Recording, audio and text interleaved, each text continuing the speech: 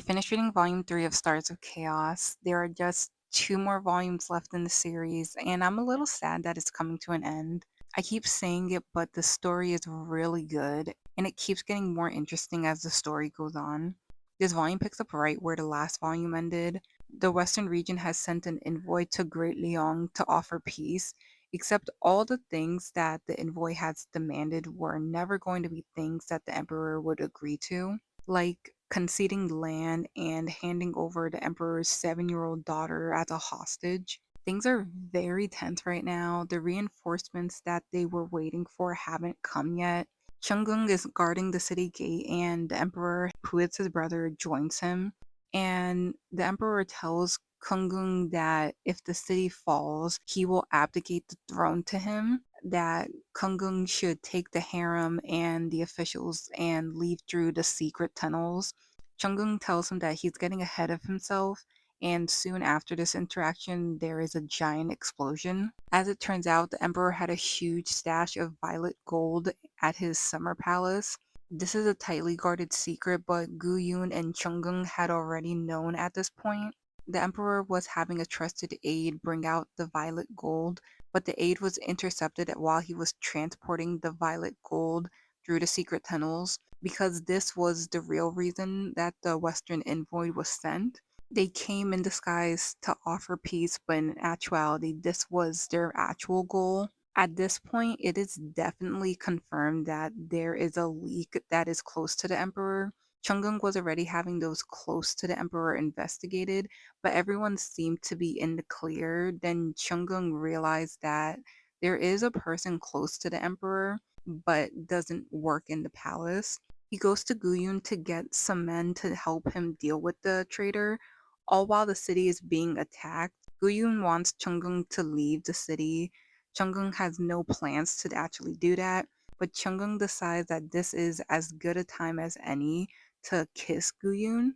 It does seem like there is a very good chance that both of them probably won't make it through this battle, so why not throw caution to the wind? Chang'e goes with a squadron into the city where they stop the emperor from being abducted by the abbot of the national temple, which wasn't surprising because there was something off about the temple since Volume 1.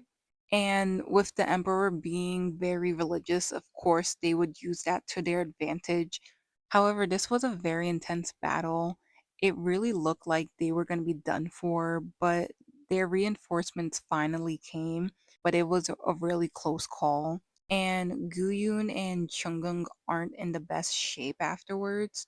Guyun physically, as he was seriously injured, and Chunggung mentally, as the fact that Guyun almost died triggered an attack from the poison that's meant to drive him mad. And the foundation that he had spent a long time cultivating that was to help him against this poison was destroyed.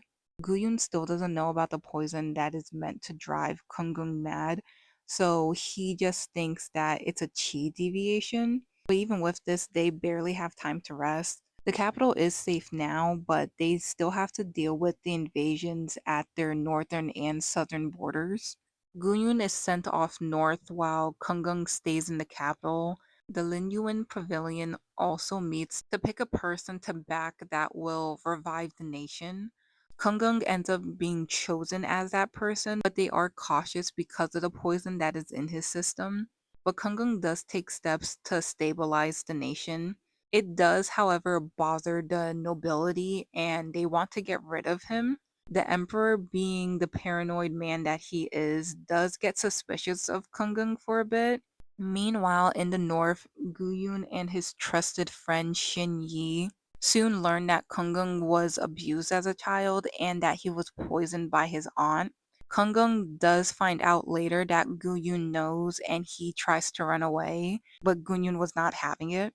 At this point, they have dealt with the Western region's allies on the northwest border.